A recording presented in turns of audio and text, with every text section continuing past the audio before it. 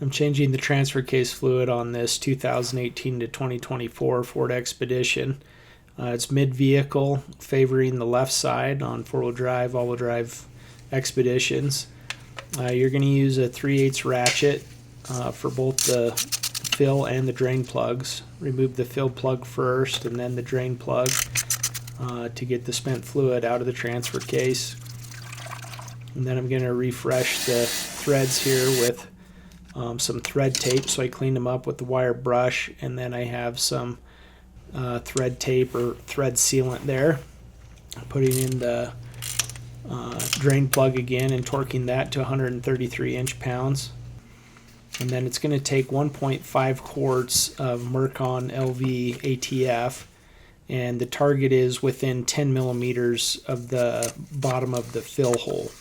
So I got a bottle pump on a couple of quarts of fluid here and pumping that in until I get to 1.5 quarts, at which point I'll go ahead and check it. Made a little gauge here, just bent a piece of wire and used a 10 millimeter wrench, and I'm just going to use that to stick it in there and make sure I'm within 10 millimeters and I have adequate fluid level.